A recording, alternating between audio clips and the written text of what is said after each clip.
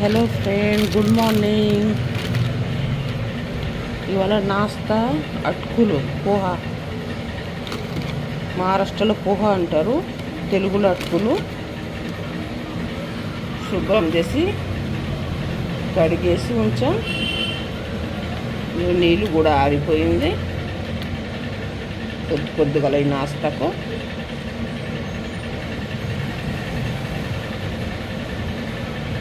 ఇది దొడ్డు పోహా, సన్నం పోహా కాదు.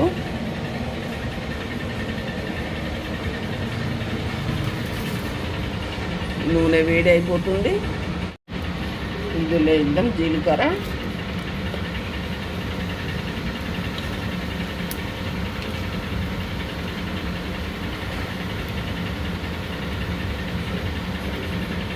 ఎండిపోయిన కలియమాకు. ఇక్కడ ఆకులు దొరకడం కష్టం, చెట్టు లేదు మా ఇంట్లో, స్థలం కూడా లేదు చెట్టు పెట్టడానికి.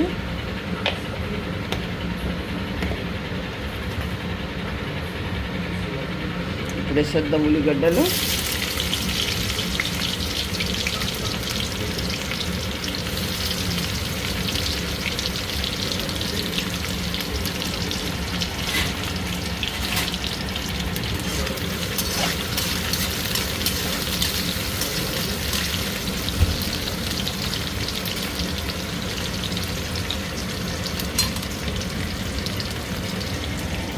ఈ ఆలుగడ్డలు సన్నంగా కోసుకొని కడిగేసి ఉంచాం.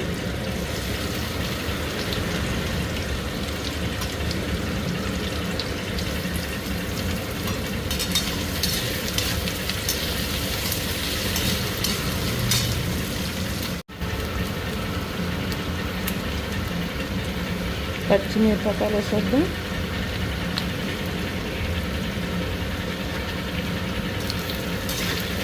నా వీడియో ఎక్కువ హిందీ, బెంగాలీలో వస్తుంది.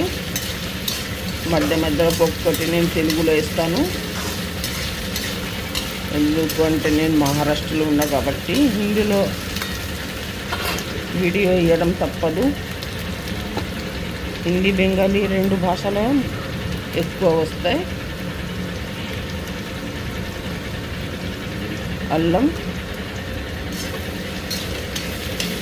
పసుపు పొడి, అల్లం అనుకోండి. నా తెలుగులో కొంచెం తప్పు కావచ్చు, ఎందుకంటే ఇక్కడ తెలుగు వాళ్ళు ఎవరు లేరు. ఎప్పటికీ హిందీలోనే, బెంగాలీలోనే మాట్లాడుతూ ఉంటాను. పసుపు వేసేసాం.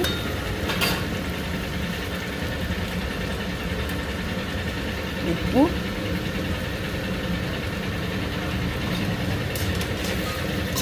ఏమైనా తప్పు రాంగ్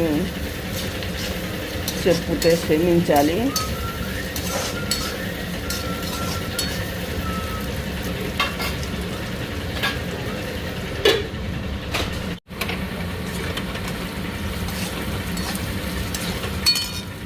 ఇప్పుడు వేసిద్దాం టమాటా. ఆలుగడ్డలు మంచిగా ఉడికిపోయినాయి, ఫ్రై కూడా అయిపోయింది. ఉల్లిగడ్డలు కూడా ఫ్రై అయిపోయినాయి. మిరపకాయలు,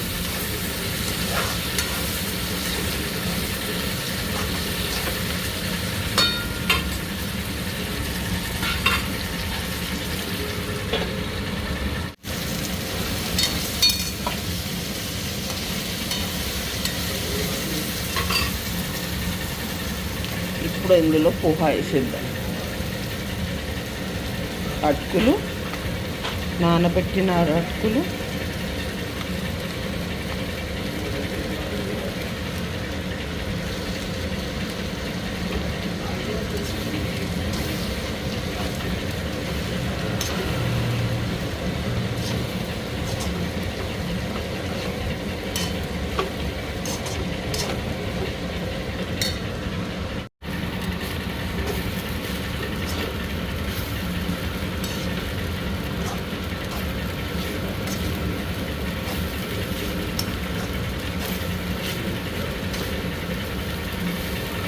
ఇది మహారాష్ట్రలో ఆలు పోహా అంటారండి.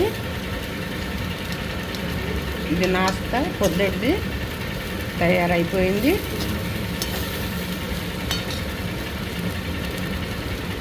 ఇప్పుడు వేసేద్దాం కొత్తిమీరాకు. ఇది తెలుగులో నా 3వ బ్లాగ్. ఇంతకు ముందు 2 వేసాను, ఇది 3వది. మీరు నా వీడియోని ఎక్కువ షేర్ చేయాలి.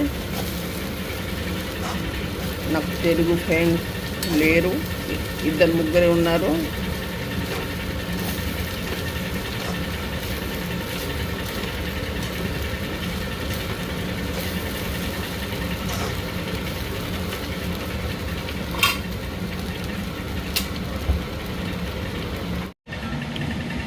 ఇది ఆలు బహండి, మహారాష్ట్రలో అటుకుల నాస్తా అయిపోయింది.